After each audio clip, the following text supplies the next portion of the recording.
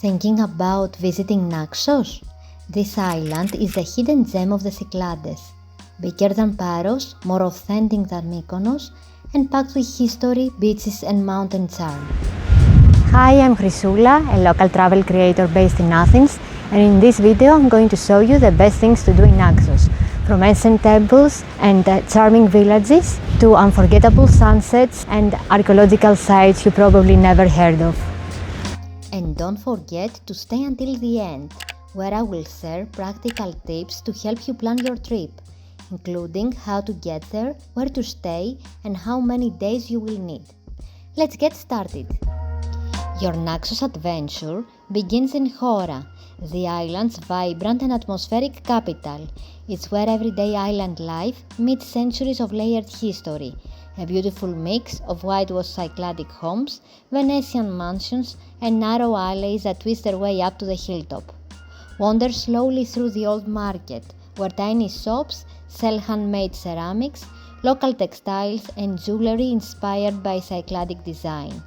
Climb up to the Castro, the old Venetian castle built in the 13th century, and explore its quiet streets, small chapels, and hidden courtyards. Don't miss the archaeological museum, housed in a former Jesuit school, where you will find ancient marble statues and Cycladic figurines that tell the story of Naxos' deep past. The whole area feels like a living postcard, a place where history is still part of daily life, and it's a perfect place to get lost, sit for a coffee, and ease into the rhythm of the island. Right next to the port, on a small islet connected by a stone walkway, stands the iconic marble gate of the Temple of Apollo, known as the Portara. It's worth visiting any time of day. The light, the sea breeze, and the views are always beautiful, but sunset is truly magical.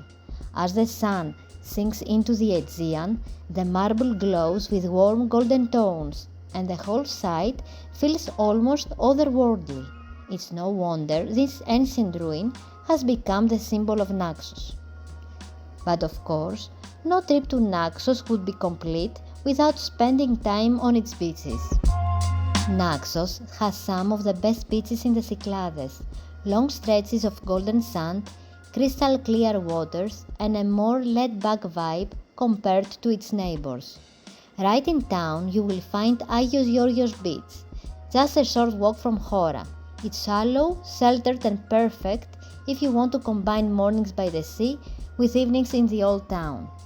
For calm waters and a family-friendly atmosphere, Agios Prokopios and Agia Anna are both fantastic choices, with soft sand tavernas by the shore and plenty of sunbeds if you want them. If you are looking for something more peaceful, head to Plaka beach.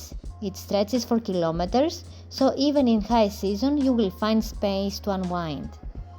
And for something a little wilder, make your way to Hawaii Beach and Alyko. These spots are more secluded with dramatic dunes and turquoise water. At Alyko you will also find the abandoned hotel covered in street art murals. It's eerie, beautiful, and completely unexpected. Naxos isn't just about beaches. The inland villages are where you feel the soul of the island. Start with Philoti, built amphitheatrically on the slopes of Mount Zas. It's one of the largest villages in Naxos, with cozy tavernas shaded by massive plane trees and narrow alleys that lead to little surprises around every corner. If you are into tradition, step inside the Folklore Museum. It's small but gives a real glimpse into old rural life on the island. Then there is Chalki, which used to be the island's capital.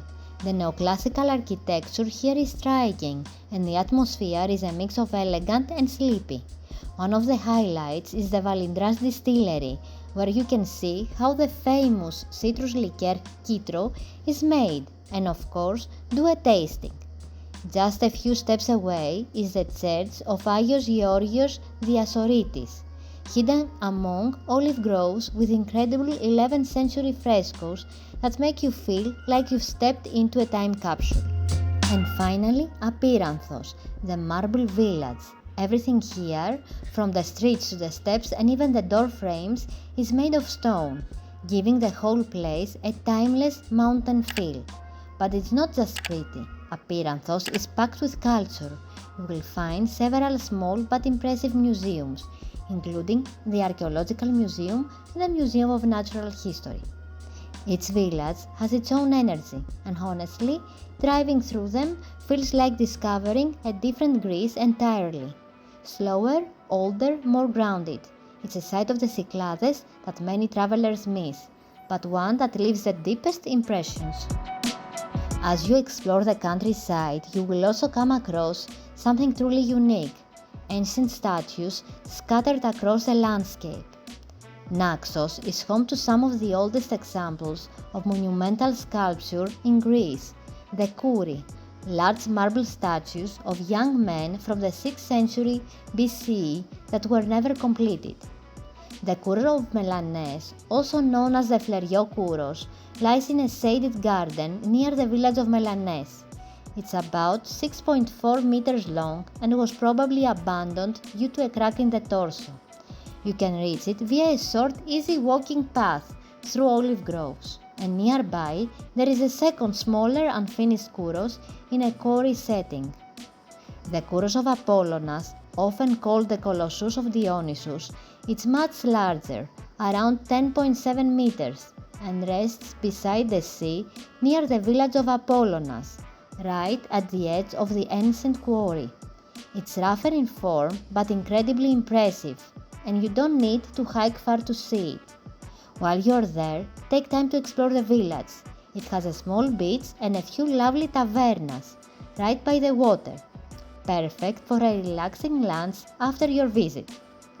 These statues were meant to stand upright at temples or sanctuaries, and seeing them still lying where they were abandoned gives you a raw, unfiltered glimpse into ancient craftsmanship and ambition. And speaking of history, Naxos still bears traces of its Venetian past, especially in the form of stone towers that rise unexpectedly across the island. Two of the most well-known are the Bazeos Tower, which hosts cultural events, and Barocci Tower in Philoti. They tell a whole different story of Naxos, one of knights, landowners, and centuries of layered history. Not far from here, nestled in the fertile plains of Sangri, you will find one of the island's most important ancient sanctuaries. The Temple of Demeter, dedicated to the goddess of harvest and fertility, dates back to the 6th century BCE and is one of the earliest temples in Greece, built entirely of marble. Set among farmland in the village of Sangri, the site feels peaceful and grounded, simple in design but remarkably well preserved. There is also a small museum next door with original fragments and a helpful overview of the site's history. It's a quiet but powerful place that shows how deeply the ancient Naxians respected the land that sustained them.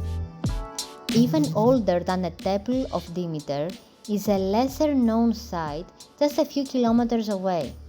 The sanctuary at Iria is one of Naxos' oldest sacred sites, in use from the 14th to the 6th century BCE. It predates the Temple of Demeter and shows how early religious worship evolved on the island. Archaeologists uncovered 4 successive temples built on the same spot, likely dedicated to a fertility deity. The ruins are modest but significant, with column fragments and foundations that trace centuries of spiritual life. It's quiet, often empty site, perfect for those drawn to ancient history. From ancient temples to early Christianity, Naxos holds spiritual significance across millennia.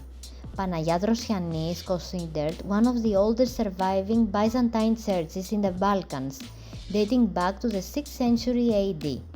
The church is dedicated to the Virgin Mary and is famous for its rare architectural style, featuring a central dome with 3 adjoining chapels, a layout not commonly seen in Greek churches of the period.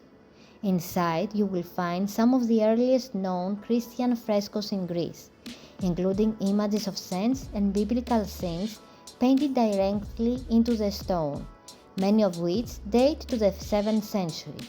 Some have been uncovered beneath later layers, offering a glimpse into evolving religious art over centuries. And if you are in the mood of a change of scenery, Naxos is perfectly positioned for a day trip to two nearby gems, the glamorous island of Mykonos and the sacred ancient site of Delos. Several organized boat tours depart from Naxos in the morning and return by evening, giving you just enough time to stroll through Mykonos' chic alleyways and explore the remarkable archaeological ruins of Delos, once considered the spiritual center of the Aegean. It's an easy, exciting way to experience two completely different sides of the Cyclades in a single day, one full of myth and history, the other all style and seaside charm. Before we wrap up, here are a few things that will make your trip to Naxos smoother. Getting there is pretty easy. Ferries leave daily from both Piraeus and Rafina in Athens, and depending on the type of boat, the journey takes anywhere from 3.5 to 6 hours. There is also a small airport on the island, mostly serving domestic flights from Athens. The best time to visit is late May through mid-October. The weather is warm, the sea is perfect for swimming, and the vibe is just right. July and August are the busiest months, so if you are after something a bit quieter, June or September are ideal. To really enjoy the island, plan to stay for at least 3 to 5 days. That gives you time to soak in the beaches, wander through the villages, and explore some of the archaeological sites at a relaxed pace. Getting around is easiest with a car or an ATV, especially if you want to reach the mountain villages or the more remote beaches. There are buses connecting Chora with the main beaches and a few villages, but service can be a bit limited, especially off-season. For accommodation, Chora is the most convenient if you want everything within walking distance. You can even stay near Agios beach, which gives you the best of both worlds, easy access to the beach during the day and the charm of the old town just a short stroll away in the evening. If you are dreaming of something more laid back by the sea, Agios Prokopios, Agiana or Plaka are great choices. And if you are up for a true local experience, spending a night or two inland in places like Philoti or Chalki can be unforgettable. And that's it, the top 10 things to do in Naxos, from iconic landmarks to quiet archaeological gems. I hope you found my Naxos guide helpful. Let me know in the comments if you have any questions, and don't forget to like and subscribe for more Greece travel content. Thanks for watching, and I will see you in the next video. Bye!